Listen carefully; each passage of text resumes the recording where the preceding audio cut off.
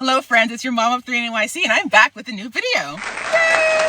If this is your first time here, welcome. My name is Taneza. I'm the mother of 3 talented kids living in the heart of New York City. I have a second family on these YouTube streets and you, yes, you are welcome to join. All you have to do, UBSCRIBE down below. This video, my friends, is a review of Married at First Sight Season 18, Chicago, Episode 18. Love's in the air. Love is in the air. So we pick up where we left off the last episode. It's 2 days after decision day. Madison, all the couples are hanging out with drinks. Michelle and Madison go back and forth. Michelle is trying to explain to Madison that she's been lying for 2 months and texting her husband. Madison asks Michelle, why do you care? Bad question, Madison. That's her whole husband. Even though she didn't see it for him, it's still her whole husband. Madison and David can't handle the fire. They can't, so they decide to leave the get-together. They leave laughing. It's rude. It comes across as very middle school, very immature, very childlike. Madison and David going down the steps together laughing at the other couples. Michelle says Madison is the bad guy. Madison and David go to a tattoo parlor. They do. He's going to get the tattoo on his heart of his ex covered up. David surprises Madison by kissing her. I said, Madison, that was not a surprise.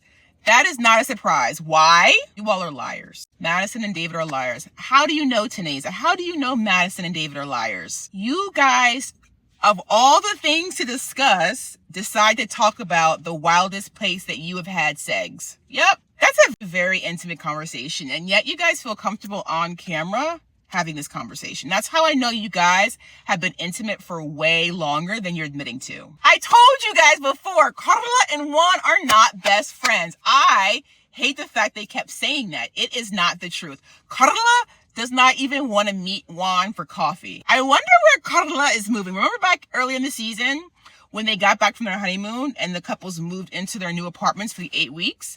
Carla was moving her things from the storage unit to the apartment because she had ended a lease prior to getting married.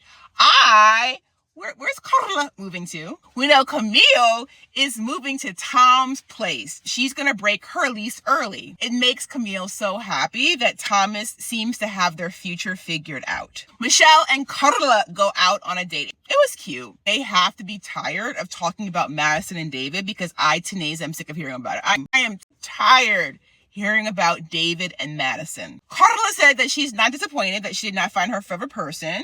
She wants to remain optimistic about finding love. Since they never consummated their marriage, Carla and Michelle tell their waiter their Married at First Sight marriage is not going to count. Michelle is still bummed. Tom takes Camille home. It's a very cute gesture, him cleaning out his entire closet to make room for her and her new things. Madison has drinks with her dad. Knows she gave her dad the lowdown. Her dad shows up being super supportive of this decision that she has made by getting with someone else's husband. He validates everything that she did and said.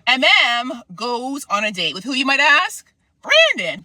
Brandon is a friend that went to elementary school with back in the day. They have reconnected, I think via Facebook. Not sleeping on his sister's couch. I thought it was a joke. It's not a joke. You're serious. He's actually going through a divorce himself. I said, that's why they're having tacos, LOL. He is going through a divorce too. He said he was going 10 years in the wrong direction. Trauma bond, anyone? According to Brandon, you don't lose at life. You either win or you learn. And I like that quote. He's a firefighter. He's buff. Madison and David have an ice cream date. I said, it gives very much sleepover vibes. It gives very much we hung out and got drunk last night, stayed together, and now we're up to film the next morning. That's the energy it gave me, Taneza. Has Carla and Camille over to her apartment. She drops the bomb that she's dating someone.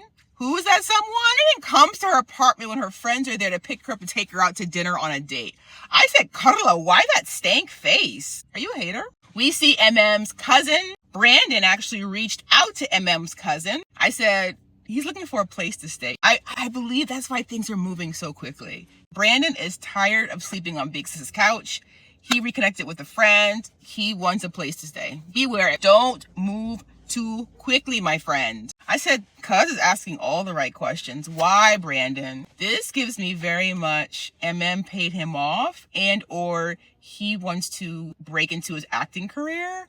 Why does Brandon propose? It's been how many weeks? David takes Madison out for her 30th birthday. Super fancy, super nice dinner. They've been intimate for a long time, guys. This is not a first time thing. It is not.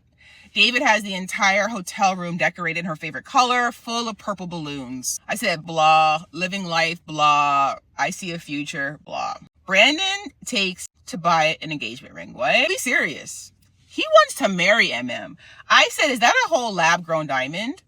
Because there is no way, my friend, that you're sleeping on your sister's couch can afford a real natural diamond of that size. Taneza, is that a CZ? That could not have been real.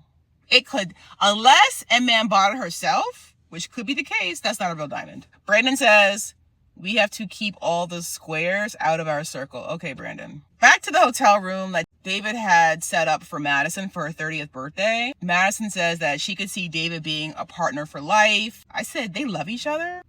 Madison said, I want David, and David wants me back. Tribe, that can be true. Why could they just not wait the 8 weeks? 2 months. Why could they have not given their all to their arranged marriages and after the process gotten together? Like, what is the rush? You live in the same city. They go find an apartment, leave your parents' basement.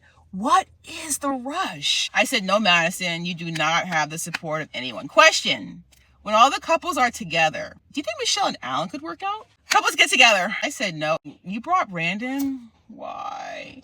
I feel like I'm trying to embarrass Ike the way Ike embarrassed. Ike arrives. Brandon jumps up, introduces himself. Ike does not have a date. Why are you apologizing again? It makes no sense for you to be apologizing to him, yet you brought your new boyfriend. That's contradictory. Ike says, this is the perfect example of why I said wants a plug and play husband. This right here. As always, tribe, leave any questions, comments down below. Otherwise, I look forward to seeing you in our next review.